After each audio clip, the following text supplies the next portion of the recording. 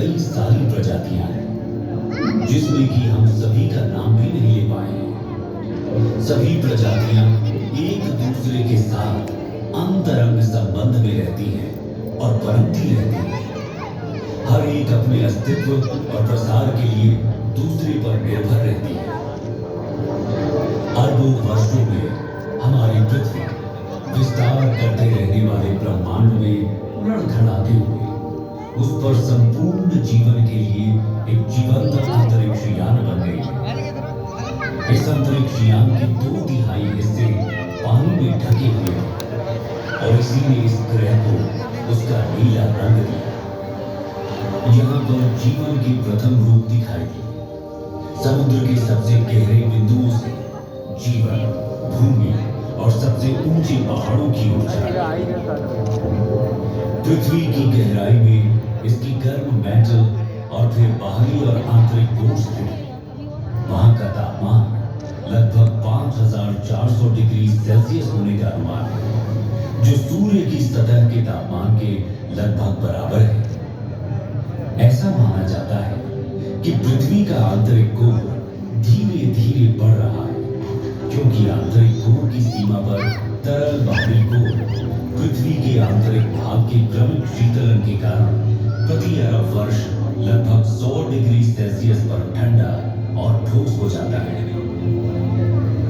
पृथ्वी के आंतरिक और बाहरी कोर में निर्मित कन्वेक्शन करंट्स अर्थात हमारे ग्रह की चुंबकीय फील्ड्स का निर्माण करते हैं। ये हमारे ग्रह के चारों ओर के चुंबकीय क्षेत्र ही है जो हानिकारक विद्युत चुंबकीय विकिरण को हम पर हमला करने से रोकती है। कल्पना कीजिए, यदि मात्र एक दिन के लिए भी ये मैग्नेटिक फील्ड्स न होती तो सारा का सारा जीवन नष्ट हो गया होता।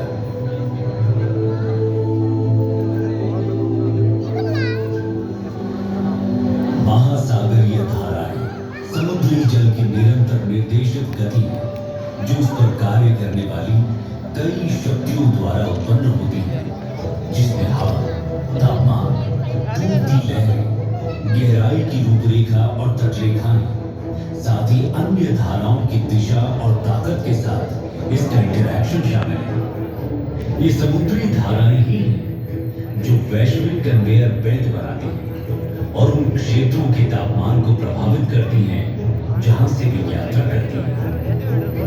धरती मां ने अपने ऊपर जीवन को पनपने देने के लिए अरबों वर्षों में स्वयं को विकसित किया है। उसने ये सुनिश्चित करने के लिए तत्वों के साथ बेहतरीन संतुलन बनाया है कि इसकी कई प्रजातियों के बच्चों का अस्तित्व हमेशा बना रहे। परंतु जैसे जैसे हम मनुष्य बड़े होते रहे, हम और भी अधिक शक्तिशाली होते गए।